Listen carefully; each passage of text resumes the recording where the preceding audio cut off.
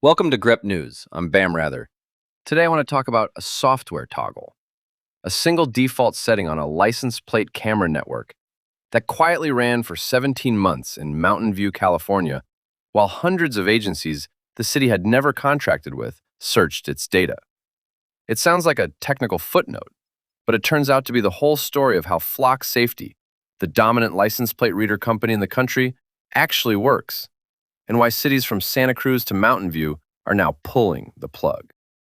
In Mountain View, California, a single setting sat quietly toggled on for 17 straight months. It was called Statewide Lookup, and it was active on 29 of the city's 30 license plate cameras. Nobody in the city chose to flip it. Nobody in the city knew it was on. And during that stretch, according to a security researcher's account, more than 250 agencies that had never signed a single agreement with Mountain View ran an estimated 600,000 searches against its data in 1 year. Let that land. A city bought cameras to fight local crime. Its own data quietly flowed out to hundreds of agencies it had never heard of, because the software's default said so. The people who operated the surveillance system were in effect being surveilled by their own tool without their knowledge. And here's the part that should stop you.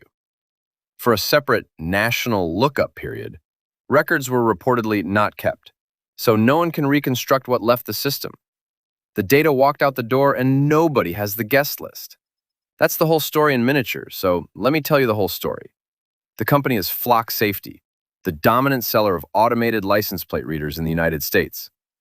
By its own claim, its cameras are deployed across jurisdictions covering more than 5,000 agencies nationwide, recording billions of plate images a month. San Francisco alone has roughly 500 of them. These cameras photograph every plate that passes, timestamp it, and feed a searchable database. String enough of them together and you don't just catch a stolen car, you reconstruct where anyone has been. Right now, Flock is facing something rare in American politics, a genuinely cross-partisan backlash. And it's worth understanding how a surveillance company managed to unite people who agree on nothing else. Start with the abuses, because they aren't hypothetical, and they aren't one bad apple. In Costa Mesa, an officer named Robert J. Josette accessed the Flock system 13 times over roughly 6 months to track his wife, his ex-girlfriend, and her new partner.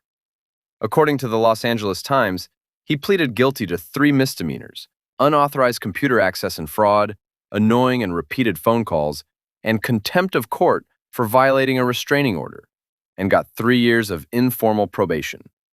The Institute for Justice, a libertarian outfit, not a left-wing one, counted 30 separate cases nationally of officers using Flock to stalk romantic interests. 30. That's not a glitch. That's a feature being used exactly as it functions, just pointed at the wrong person.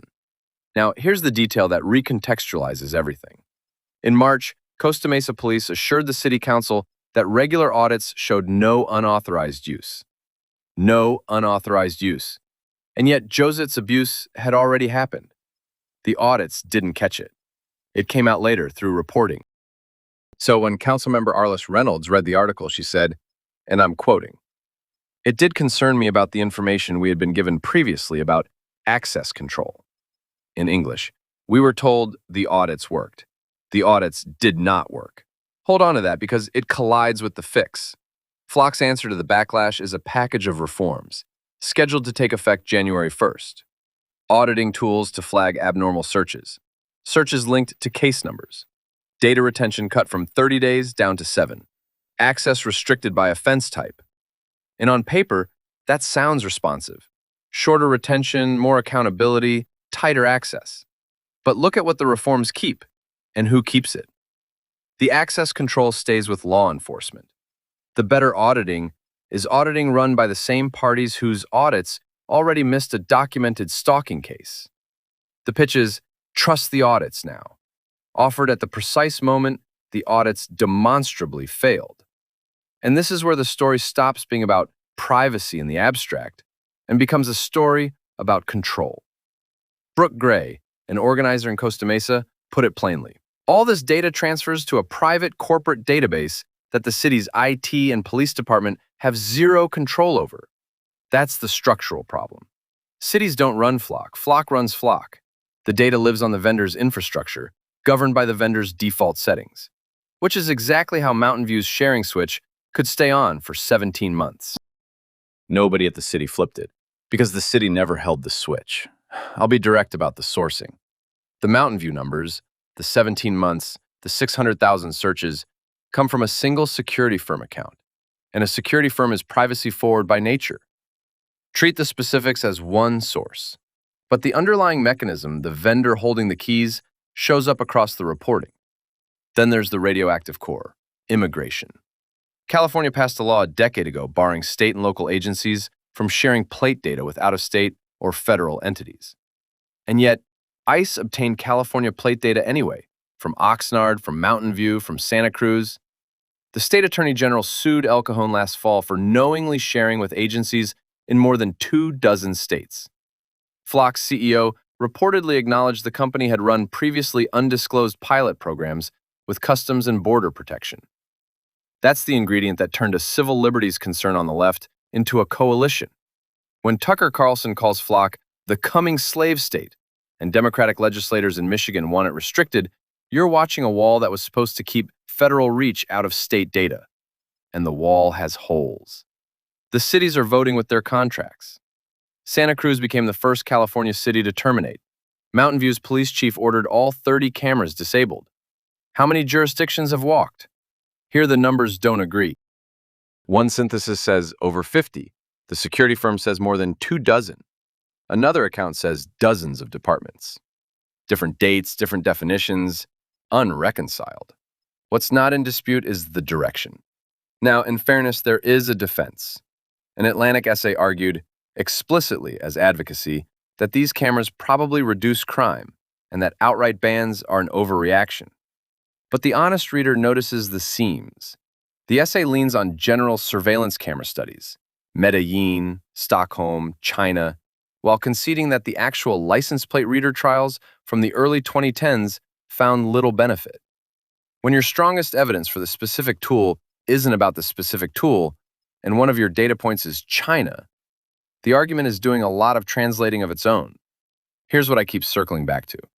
The failure in Mountain View wasn't a hacker or a rogue cop.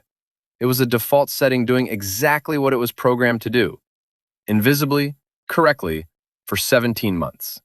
The system worked. That was the problem. So return to that toggle. At the start, it looked like an obscure software setting.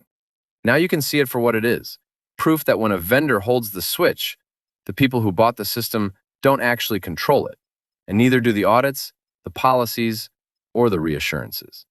What I know now that I didn't at the start is this. The abuses aren't isolated. The audits that were supposed to catch them didn't, and Flock's reforms leave the switch in the same hands that already lost track of it. The one thread worth watching? Whether any of these reforms touch the vendor default sharing problem specifically, the thing that actually failed in Mountain View. Because if the answer is new audit tools controlled by the same parties, you already know how that story ends. It ends with a setting nobody chose, running longer than anyone noticed. Thanks for spending this time with me. I'll keep reading the filings so you don't have to. This is Grep News. I'm Bam Rather. Grep News. Thomas.